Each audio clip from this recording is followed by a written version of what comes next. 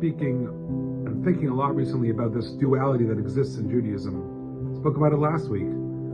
The simultaneous, most mythical ability for the Jew to feel joy and move between joy and total gladness to sadness, despair, and suffering. It really is the unique history and character of the Jew. No one else can move between both polar opposite worlds in such a fluid fashion so frequently throughout all of history.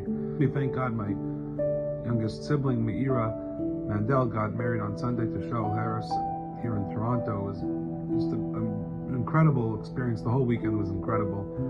And the wedding was beautiful, emotional, meaningful, and I found myself inhabiting this world just in the 20 minutes that we were at the chuppah, whatever it was.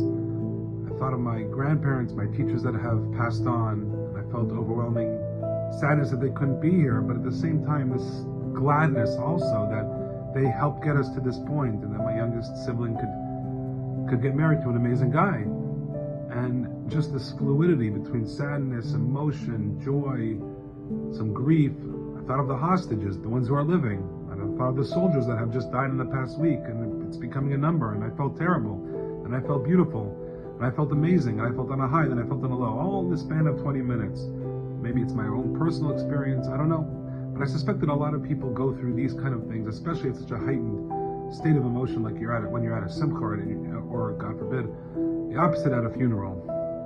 And after the wedding, my wife told me a story that her best friend in Israel was driving, and a siren went off from a missile launched from Yemen, and she pulled over. They were on an open road. My wife's best friend pulled over right by a bus stop. She got out, and there was a woman sitting by herself, just shaking, like hugging herself and shaking and crying.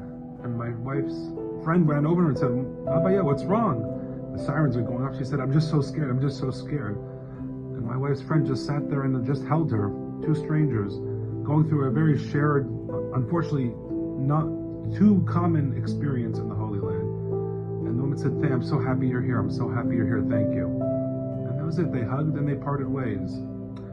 There's joy and gladness. There's friendship and brotherhood within certain despair. And this is the complete mark and character of the Jew, the Jewish people, and our history. And it's really just something I'm sharing because it's really become in stark focus for me personally. Bezrat Hashem, God willing, we should only have joy. We should not have despair. It is not the normative way. We don't want it like that. It is, unfortunately, the default plan of the Almighty. We want to get to a place where there's only simcha, only joy all the time, and we all live in harmony and peace and love and total state of happiness in the land of Israel. As we sang at my sister's wedding, Odi Shama Ba'ara Yehuda Kol Sason V'Kol Simcha. One day there will be rebuilt the city of Jerusalem, and there will be a sound of joy, only joy, without this fluidity, without this mixing in of despair and darkness that is the mark of the Jew in this world, in this history. God willing, it all change with the coming of the Messiah and all of us gathering together in Jerusalem. Amen.